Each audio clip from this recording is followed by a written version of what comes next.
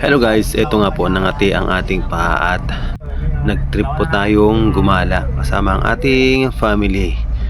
Gusto ko sana pong gumala dun sa mga malamig na lugar para kapag kahit lakad ng lakad, hindi po tayo masyadong pawisan at hindi po tayo masyadong mapapagod. So ano pa nga ba ang lugar na maisip natin kung ganito yung pupunta natin malamig? Siyempre, pupunta po tayo sa City of Pines. Pupunta po tayo ng Baguio City. Nag-start nga po tayong magbiyahe. Alas 3 pasado na po. Mga 3:30 na po ata pag alis natin ng bahay. Ang biyahe pala ng Baguio pag galing sa bahay papuntang Baguio ay siguro hindi po lalayo sa 3 hours. Siguro makakarating tayo ng Baguio siguro mag 6:30 po ng gabi. At ito po, binabagtas na po natin itong LU. Malapit na po tayo sa Baguio City. At ito na nga po yung signage na malapit na po tayo sa Baguio City guys. O eto guys, may fog na nga. Ano, fog na oh. Bakit na po tayo ng Baguio guys. Ayun. Nag-open air na po tayo at malamig-lamig na. Ayun, nakakakita na tayo ng paunti-unting fog. Dahil galing guys, oh, sa baba, oh. Sunset. Sunset, oh, dos.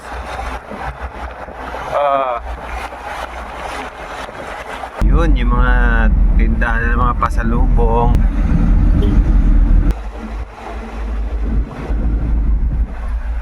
Yan na guys, fog na, oh. Yan, oh. Guys, oh, fog na, oh. Yun.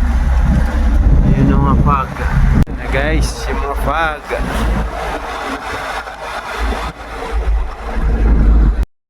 Eto guys, malapit na po tayo sa tunnel. Foggy feels, malamig na guys. Nagbawas na ng aircon. Eto, naka-air continuous na kami, oh. Yan, oh. Sinimento na nila to, oh. Oh, ano?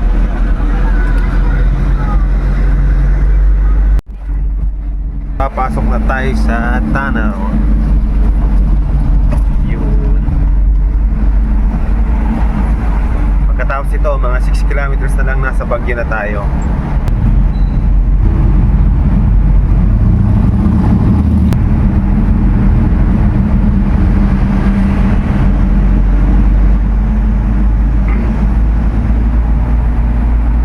Yun.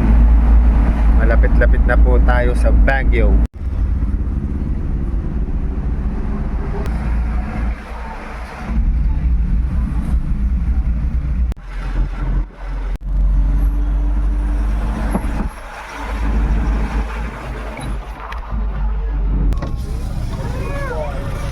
Dawagang Sky Ranch 2 yun. At dahil nga sa mahabang biyahe, pagdating natin sa Baguio, naghanap kaagad tayo ng kainan. Nasa Baguio kami, hindi video. Doon po tayo sa Good Taste Restaurant para ma-experience din natin yung pagkain doon at saka makita natin yung nagsiserve na robot daw. Guys? We're going to the restaurant with robots. Robots.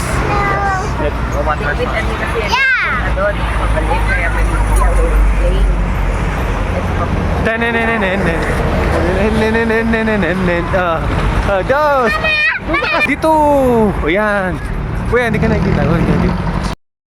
Nasa kaliwa mo ang destinasyon. Dito tayo sa, yan, Good Taste. Daming tao. Dito tatay tayo. Tara, tawid tayo. Daming tao guys.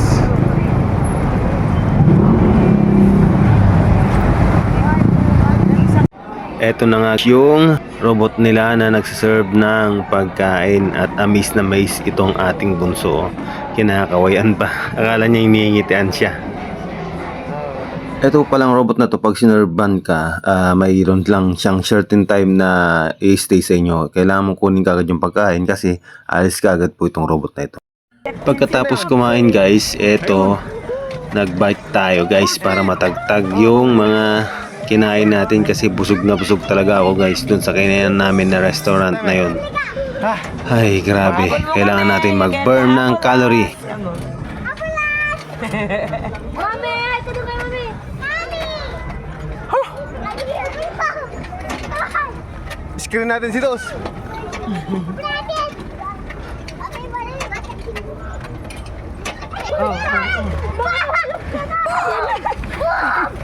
Trinay din natin itong kanilang taho, strawberry flavor na taho. Ang mahal ng taho dito guys, 50 pesos isa. At pagkatapos po mag-bike, eto, punta po tayo sa night market para maghanap-hanap baka sakaling may magustuhan tayong damit doon. Marami daw kasing damit na binibenta doon. And then after, pupunta sa try natin yung kanilang street food. Lamig guys. Dito, tawag ka lang kay mama.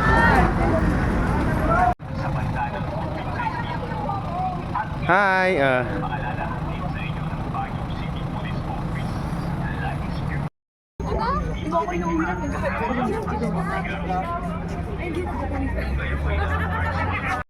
hello, good evening. Andito tayo sa night market dito sa Baguio. Ha?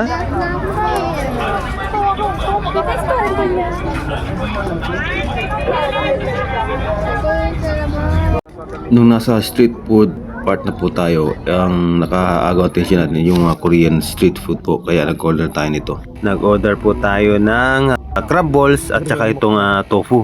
Tsaka yung isa po, ang tawag doon, basta hindi ko na alam. Ito nga, itong in-order po natin, pwede pong i-fried at pwede pong sabaw. Ito nga, pinili natin tong may sabaw.